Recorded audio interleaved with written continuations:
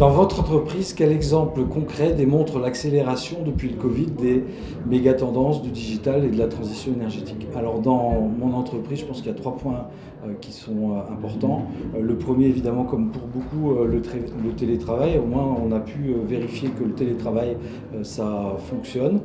Je dois avouer qu'on n'a pas envie d'en faire un concept fondamental et forcément durable, mais on sait que ça peut fonctionner.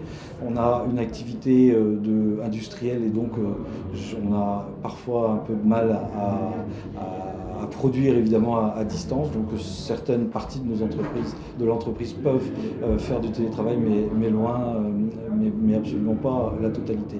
Le deuxième sujet, c'est qu'on répare et on construit des bateaux à distance. On a besoin là d'un certain nombre d'assistance et on a développé un système qui nous permet de faire du contrôle à distance avec des systèmes de lunettes connectées. Donc on a fait ce sujet. Puis le troisième, c'est l'évolution au niveau des chantiers navals de la propulsion de navires.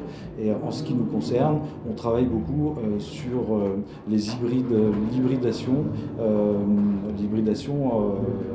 en particulier, et puis sur l'hydrogène aussi, qui va être l'avenir en termes de propulsion. Comment transformez-vous les contraintes actuelles en opportunités pour votre entreprise?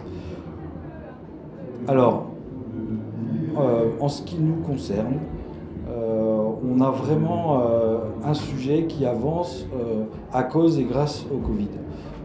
On a des équipes et des chantiers partout dans le monde qui doivent être connectés avec les clients, avec certains organismes de classification, avec certains fournisseurs. Jusqu'à présent, pour pouvoir travailler, tous ces gens nous rejoignaient sur nos chantiers au Nigeria, au Vietnam, en Algérie et ailleurs. Aujourd'hui, les voyages ne sont plus possibles et du coup, on est en train de passer à du contrôle à distance.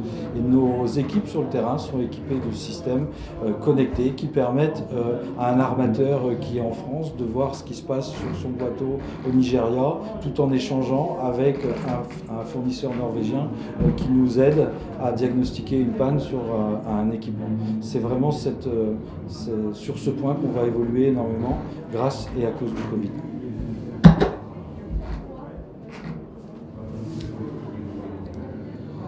Alors, que faites-vous pour que votre entreprise contribue à embarquer le plus grand nombre? Eh bien, je crois énormément à la formation.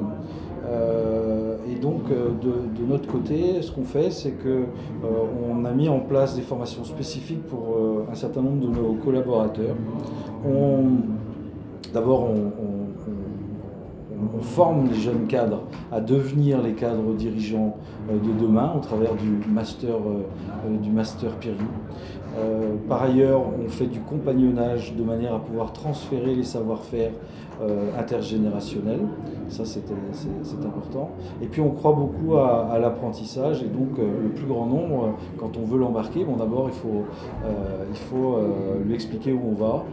Donc, on a régulièrement des réunions avec l'ensemble du personnel où on explique la stratégie et où on embarque tout le monde. Mais je pense que faire grandir son entreprise, c'est aussi faire grandir ses salariés. Et donc la formation est pour nous un sujet essentiel.